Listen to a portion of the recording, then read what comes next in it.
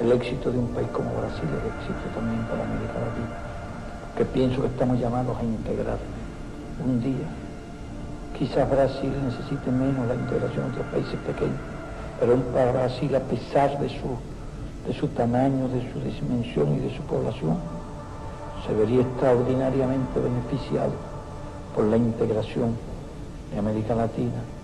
Defendemos la idea de la integración, esperamos que un día sea realidad. Entre otras cosas, cuando tenemos otra alternativa histórica y cuando hablamos de una América Latina unida y integrada, pensamos en Brasil. No concebimos el éxito de América Latina sin el éxito de Brasil. No concebimos el desarrollo de América Latina sin el desarrollo de Brasil.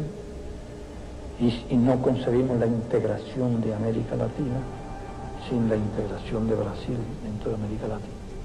Eu gostaria de saudar todos os companheiros que comparecem a esse encontro, que eu particularmente presencio uma reunião da importância dessa realizada no Brasil, juntando setores extremamente importantes dos partidos democráticos e de esquerda do nosso continente. Nós iremos discutir como primeiro ponto as alterações na ordem internacional e o seu significado para a América Latina e Caribe. Depois iremos discutir balanço das lutas pela democracia e pelo socialismo na América Latina e Caribe. Depois iremos discutir problemas estratégicos da luta pelo socialismo na América Latina e Caribe. Iremos a melhor fórmula pela qual iremos tirar algumas conclusões para que possa nortear daqui para frente a atuação dos setores da esquerda da América Latina y do Caribe. Entrado ya en contacto con algunos centros de estudios de Panamá, de Colombia, de Ecuador, de Uruguay, de Argentina, de Chile, de Cuba. Un proyecto en el cual no es aventurado pensar desde el punto de vista político en una asociación de estados latinoamericanos. ¿Por qué no pensar en eso? Me han honrado con sentarse esta noche a oír estas ideas de un soldado, de un latinoamericano entregado de lleno y para siempre a la causa de la revolución de esta América nuestra. Un inmenso abrazo bolivariano para todos ustedes.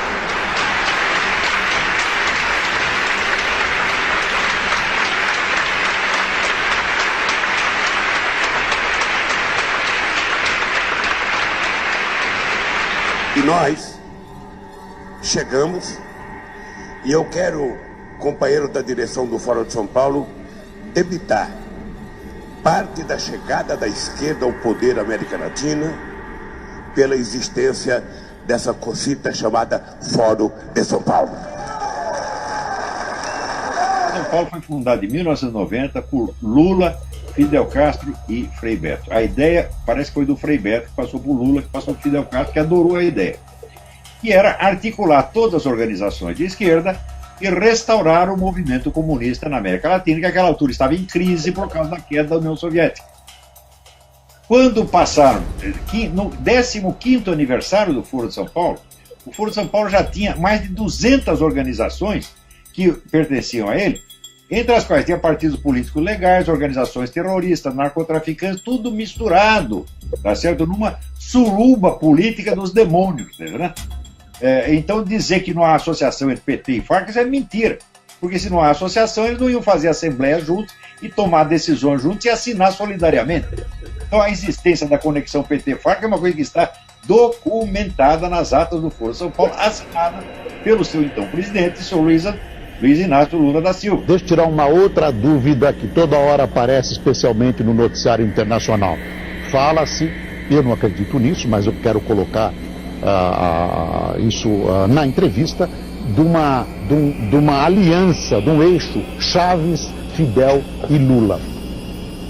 Ô Boris, você sabe que isso é no mínimo uma piada de mau gosto, claro. E eu te aconselho até não repetir isso. Foi aqui. E devemos muito aos companheiros cubanos. Devemos muito aos companheiros cubanos. E o Chávez vai fazer muita falta. E eu espero que o Maduro cumpra exatamente o papel que o Chávez vinha fazendo para a integração da nossa querida América do Sul. Hoje eu estou de alma lavada, porque parecia impossível, há 4 anos atrás, nós 3 estávamos sentados numa mesma mesa, comunicando, finalmente, demos um passo importante em benefício dessa grande nação sul-americana. La victoria de Brasil ha logrado la consolidación para la nueva etapa del avance de las transformaciones y los cambios de América Latina. Es un paso gigantesco del gigante Brasil que viene a reforzar toda nuestra fuerza revolucionaria en el continente. Quería revertir al gran Brasil para después venirse sobre todos nosotros. Como querían derrotar la revolución bolivariana en el año 2013 para luego irse sobre el resto de la América. Diría por ahí alguien que ustedes conocieron, ni lo uno ni lo otro. Aquí lo que va a haber en América Latina cada vez más es revolución, son cambios profundos, transformaciones verdaderas, unión de América Latina. Sabe o que é, querida? Eu preferia que hoje a gente não falasse sobre o Brasil. Eu preferia falar basicamente sobre a Unasul e lá eu prometo que eu faço uma entrevista para vocês. E rapidamente nós precisamos tomar um rumo, professor. Porque eu vou dizer uma coisa para o senhor. A continuar do jeito que está, pode esquecer. Ou vocês saiam do país, ou vocês se curvem ao comunismo, porque a China já chegou, já chegaram 50 bilhões de dólares em 3 aeronaves, há 10 dias, para aporte de recursos, eu não sabia onde. Hoje eu estou começando a ter uma certa pista do porquê precisou entrar esse dinheiro no país, portanto não é pelo Banco Central, coisas terríveis estão acontecendo na política de bastidores. A Rússia tem tido uma certa disputa com a China, mas agora eles também já estão aliados. Os dois vão dominar áreas estratégicas do país com acordos que a Dilma está assinando. Eu estava recordando uma conferência que eu fiz em 1989, com o título O Fim do Ciclo Nacionalista. E eu dizia o seguinte: toda a cultura brasileira, desde o século XIX, ela se estrutura em função do conceito de nação, nacionalidade, nacionalismo e identidade nacional. São 200 anos de busca da identidade nacional. E acontece que, por uma infelicidade, esse país começa a se projetar no mundo no instante em que a época da formação das nacionalidades já acabou e nós estamos vendo a formação de grandes blocos regionais para suprimir as soberanias nacionais e integrar no futuro utópico o governo mundial. Então é a mesma coisa dizer, o nacionalismo brasileiro chegou tarde e nós estamos com um problema. Então, tudo em volta vai nos sufocar e nós temos que usar muita inteligência para ver, nesta época onde tudo está nos cercando para abafar a nacionalidade, conseguir nos sair mais ou menos bem no meio disso. Então precisa muita criatividade, precisa muita audácia, precisa muita inventividade. E bom, eu falei isso em 89. Agora nós estamos vendo a pátria grande se formando e estamos vendo a Rússia e a China comprando o Brasil. Então, quer dizer, nós estamos sendo integrados num bloco regional sem ser consultados e sem que a maioria tenha sequer consciência disso. Enquanto isso, estávamos se preocupando, vamos dizer, com os Estados Unidos. Não é com aquelas coisas, os Estados Unidos vão invadir a Venezuela, os Estados Unidos vão invadir o Acre. Tem muito milico que acredita nisso. Olha, a política americana na América Latina se caracteriza há mais de 20 anos pela total ausência. Você não tem sequer aquilo que se chama diplomacia pública, quer dizer, sai uma notícia falsa contra o país, o embaixador vai lá defender. Não tem nem isso no Brasil. Então, isso quer dizer, a presença americana não existe, mas existe um campo aberto, convidativo para a presença russo-chinesa. É isso que está acontecendo dentro dos nossos olhos. Eu pensava nisso em 1989 e ficava desesperado de ver que ninguém estava prestando atenção nisso aí. Mesmo milicos, que dizem que entendem já o política, não entendem nada. Se tem 2 ou 3 que entendem lá, é muito. E então nós vemos o país inerme, diante de esquemas multinacionais absolutamente incontroláveis, e a gente aqui tentando clamar por intervenção militar ou por impeachment. E eu acho que tudo isso, olha, intervenção militar, impeachment, todo objetivo focal que você puser agora está errado. O que nós temos que fazer é o seguinte: deslegitimar o establishment inteiro. Então, ao pessoal que é anti-intervencionista, eu digo, tá bem, você não quer intervenção militar, então você faça um movimento popular para deslegitimar o establishment, para isolá-lo, para que ele não seja reconhecido como governo. E daí você já criou um princípio de uma nova legitimidade e de uma nova legalidade. E para os intervencionistas, eu digo, você quer uma intervenção militar? Então, sabe o que você faz? Você pare de falar nisso e incentiva o movimento popular para criar uma situação que deslegitime o establishment, tá certo? E daí os milicos irão em sua ajuda. Então, pare de clamar por intervenção militar para os civis, que é o que você está fazendo, e fale com os militares. E, com os civis, você ajuda o movimento civil. Então, essas coisas convergem.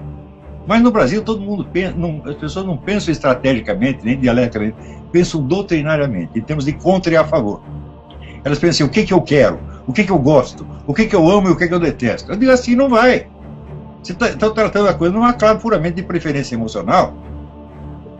Né? E, nesta hora, é urgentíssimo você ser muito inteligente, muito calmo, tá certo?